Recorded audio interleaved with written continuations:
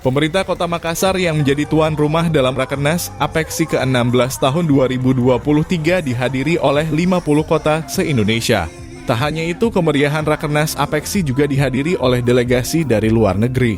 Hal ini terlihat dalam pembukaan Youth City Changer di Kolosseum Toka, Tanah Rata Maros, Senin 10 Juli 2023. Sebanyak 250 pelajar se-Kota Makassar mempersembahkan tari kolosal.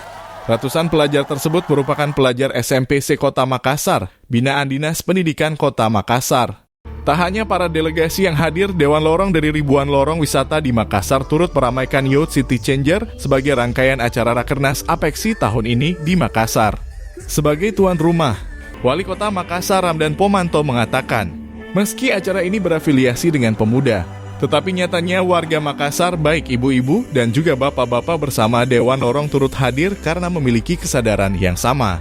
Youth City Changer disebut sebagai langkah menjadi bagian dalam perubahan dalam menyambut Indonesia Emas 2045 dengan kondisi dunia yang tidak baik-baik saja.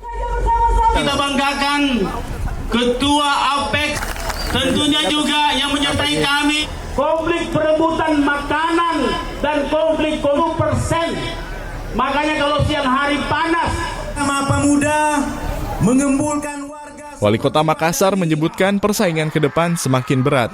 Ditambah lagi dengan tantangan global yang kini melanda dengan 4 potensi bencana, populasi, perubahan iklim, pandemi, dan perang Rusia-Ukraina. Sehingga diakui penting bagi pemuda merekonsiliasi bencana agar mendapatkan solusi dan menjadi pemimpin masa depan. Ira Fajar TV dan Fajar Radio melaporkan. Terima kasih telah menonton. Jangan lupa subscribe, like, and share. Saksikan terus informasi terbaru dengan menekan tombol lonceng hanya di channel Fajar TV.